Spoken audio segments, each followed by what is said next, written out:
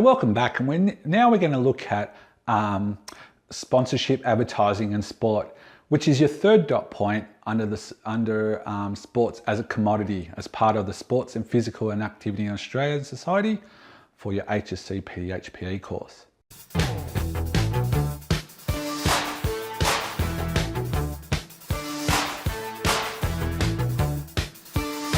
So how do we have sport without advertising and sponsorship these days? I went to a game the other day, and as you can see, I took some photos and I entered the ground just before the spectators came to the ground, so you can have a bit of a wider look. And everywhere around the ground, there were several sponsors that sponsored not only the oval, but the game itself. So you've got some sponsors that were pretty much sponsoring the game, but you've got sponsors there that pay big bucks just for their advertisement features permanently inside ANZ Stadium. So where do we see sponsors these days, or advertisement? Well, in many places. Billboards, which you saw just recently from those photos around the sporting field, the clothing on athletes, and it's such a big deal now to have the sponsors on those clothing. In AFL, they don't even have their crest on their left hand side, I think it's of the jersey, because it's got to make way for their sponsor. On a rugby league jersey, you see the sponsors pretty much on the abdomen and also on their upper back, even on their sleeves. Sponsors are featured everywhere. And it's also on equipment. In cricket, okay, on a bat, and I'll pick one up. You see this bat, it's got the Slazenger sign of it. Now Slazenger makes the bat, but in cricket, in first class cricket, they're not allowed to have a sponsor unless they're donating some money to the player. So when I say donating, they're actually giving money to the player. So if a player is not sponsored, they won't have anything on their bat.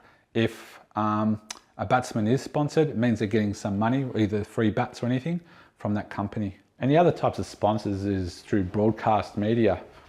Right now, as I'm making this video, next week, the State of Origin will be played, and the advertisement goes galore for an event that big. The sponsorship and the advertisement is quite high, and those companies will pay big bucks just for us to see the advertisement during that State of Origin game.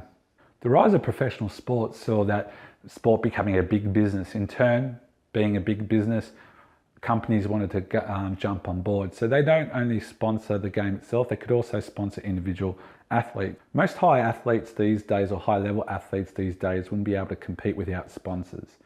Sponsors help them to compete overseas. They help them with their equipment. They also help them to prepare time to train, to become professional athletes, and also to be competitive.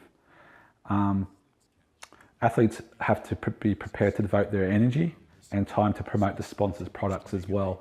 We can see in TV commercials, you've got Ricky Ponting, in the Australian cricketer, advertising supplements. These days you have athletes who are currently playing advertising certain products as well. Many sports also rely on many sports and events also rely on merchandise and products to provide the additional income. So for example, like I mentioned before, Parramatta having all those people working for them, they would also have someone working to promote their online sports store, or they'll have a shop where at events where you can buy jerseys, scarves, etc. And that generates extra income for that company. And the reason why companies sponsor footy teams is for various reasons. Not only do they get their logo on the actual jersey while they're playing, but people, spectators, fans buy those jerseys and they wear them all over the place. So you can see I'm a Western Sydney Wanderers fan. I wear this to the games, I wear this somewhere else. I'm a Western Sydney Wanderers fan, and you can see that not only does the companies have a benefit of advertising their logo and their product on the field while the players are playing, but spectators and fans like myself will buy their jerseys and you wear them all over the place, and they're getting those free sponsorship or free advertisement by you just wearing their shirt. You can see here, NRMA is sponsored here, Hyundai is sponsoring here, Nike's got their emblem there, and that gives them that free advertisement, brings in more revenue for their own product. So when we look at media and sponsorship in sport, there are some disadvantages to having sponsors in sport. For example, the media basically is now these days run sport. Any sport you see on TV, they can have a say in when it starts, what rules are involved, and you can see it's predominantly male sports that are shown on TV, especially during prime time. Just the other day, I was at a football game, I was in the tunnel, and there was all these video cameras around, and you had somebody there who had a watch and basically was telling the teams what time they were to go out, depending on the time that suited on TV. So for example, it's a Channel 9 game, and you had the person who was in charge there, the producer. He came in the dressing room and said, well, we're going to start 6 minutes later today because they were running a bit over time with programs that was on before, for example, the news. And so therefore, instead of the game starting at 8 o'clock, it started at 8:06. So therefore, that's how TV runs it. And so therefore, before the referee blows the whistle, the producer will just give them a wave and say, okay, now it's time to go. And I've given an example right here. Also, another advantage is inappropriate sponsorship. We saw in previous years that Rugby League was sponsored by Winfield cigarettes. It was namely the Winfield Cup.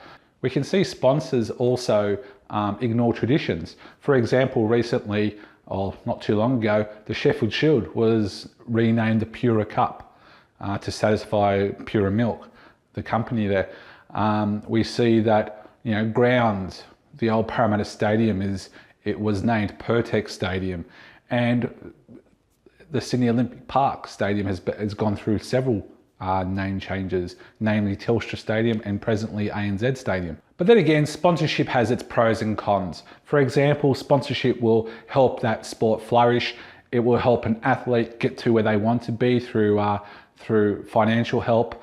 It helps those grassroots sports develop their players and get more equipment purely because of sponsorship. For example, Milo Cricket. Then again, there's always disadvantages.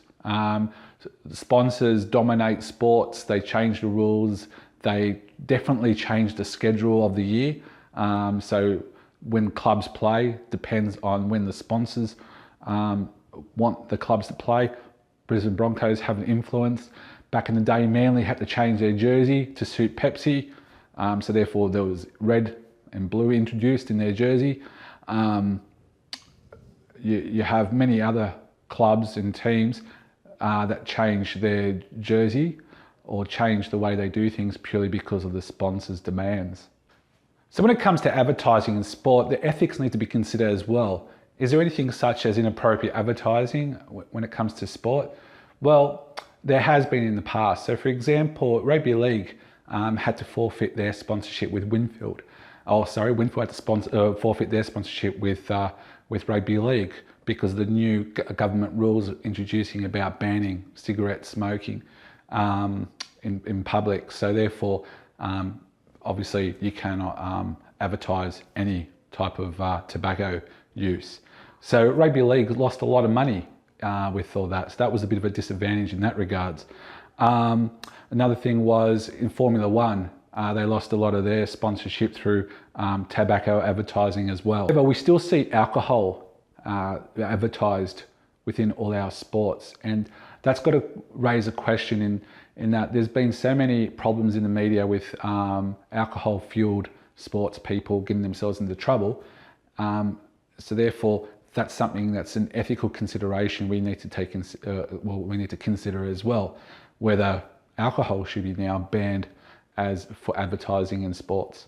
So that's how sponsorship, advertisement in sport influence sport as being a commodity. So that's all we have time for: sponsorship, advertising in sport, to ensuring that sport is a commodity. Next video, we're going to look at the economics of hosting major sporting events. See you then.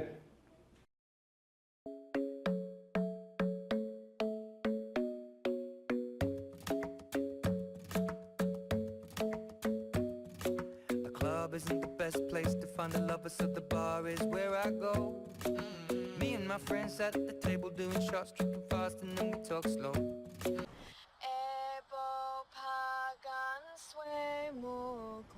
For we are young and free. We're going out to see the rise. Measure the planetary